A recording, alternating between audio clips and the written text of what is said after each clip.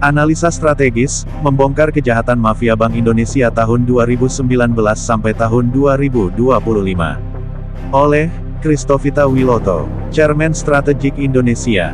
1. Mengapa Bank Indonesia? Bank Indonesia, BI, adalah bank sentral yang seharusnya menjaga nilai uang, kestabilan sistem keuangan, dan melindungi kedaulatan moneter Republik Indonesia. Tapi sejak 2019, BI telah menjadi bagian dari lingkaran kekuasaan yang menjalankan politik uang. Mereka bukan lagi pelindung rakyat, melainkan menjadi alat kekuasaan untuk mencetak uang, menutupi kebohongan ekonomi, dan mencuci dana gelap dari kejahatan negara. 2. Orang-orang utama dalam mafia BI tahun 2019 sampai tahun 2025. Perry Warjio, Gubernur BI, tahun 2018 sampai tahun 2025. Tunduk pada kekuasaan. Mengarahkan BI membeli SBN pemerintah secara langsung, Burden Saring, yang artinya BI mencetak uang demi menutup kebocoran APBN. Destri Damayanti, Deputi Gubernur Senior BI.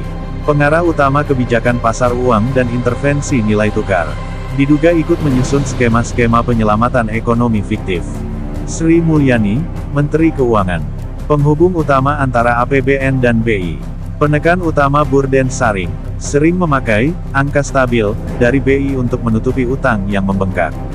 Luhut Binsar Panjaitan, Menko Marves. Pengatur utama aliran dana proyek tambang, nikel, dan infrastruktur.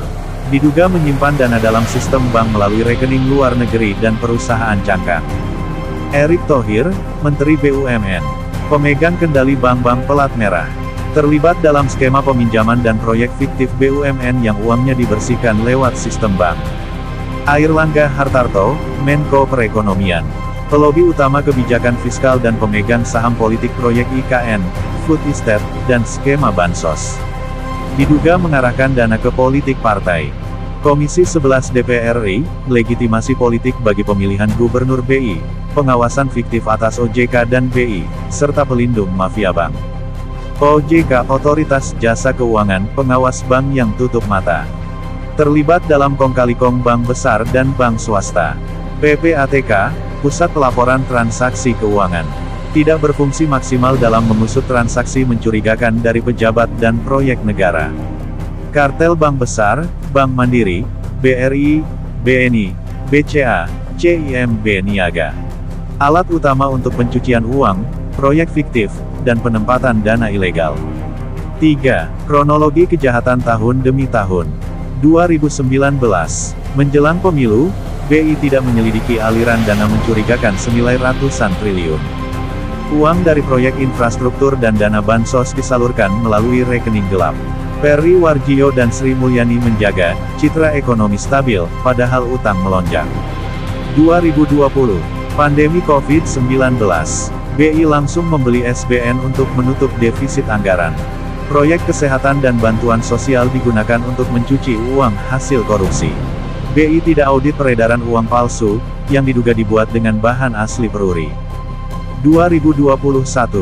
BI luncurkan BIFES. Cepat untuk rakyat kecil, lambat untuk tangkap koruptor. QRIS diwajibkan, tapi hanya membebani pedagang kecil.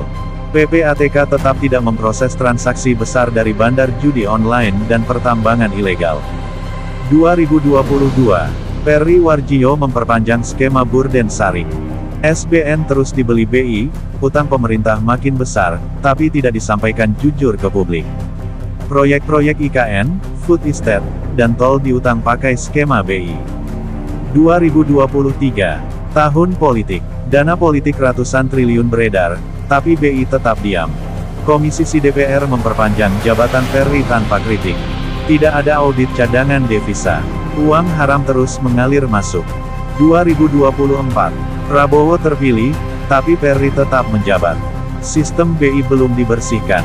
Bank tetap jadi alat mafia proyek. Rakyat diberi citra ekonomi baik, padahal semua dibayar utang dan uang cetakan. 2025. Peluang terbuka. Prabowo mulai audit sistem BI. Risiko tinggi, mafia perbankan akan melawan dengan segala cara. Pertarungan antara terang dan gelap di sistem keuangan sedang terjadi. 4. Jaringan visual mafia BI. Pusat, Jokowi, tahun 2019 sampai tahun 2024. Operator, Luhut, Sri Mulyani, Erik, Airlangga. Eksekutor, Perry Warjio, Destri, Deputi BI lainnya. Pelindung politik, Komisi 11 DPR, Partai Koalisi. Jalur operasional, OJK, PPATK, Bank Mandiri, BRI, BNI, BCA. Media penutup, buzzer, media arus utama. 5. Apa arahan Tuhan Yesus Kristus? Tuhan Yesus berkata, tak seorang pun dapat mengabdi kepada dua tuan. Mafia Bank Indonesia selama ini hidup dalam dusta, mengabdi pada mamon, bukan pada kebenaran. Tuhan memanggil para pelayan keuangan untuk bertaubat, kembali melayani rakyat dan keadilan, bukan melindungi uang haram. Jika tidak bertobat, akan datang hari penghakiman, bukan oleh manusia, tapi oleh Tuhan sendiri. Dan ketika Tuhan menyentuh ekonomi suatu bangsa, tak ada sistem yang bisa bertahan. Arahannya jelas, bongkar kejahatan, tegakkan kebenaran, hapuskan cinta uang, bangun sistem keuangan yang adil, jujur, dan berpihak pada rakyat. Carilah dahulu kerajaan Allah dan kebenarannya, maka semuanya akan ditambahkan kepadamu. Tuhan memberkati bangsa Indonesia. Tuhan memberkati Presiden Prabowo jika ia memilih terang. Tuhan akan menyingkirkan semua pelayan kegelapan di dunia keuangan. Amin.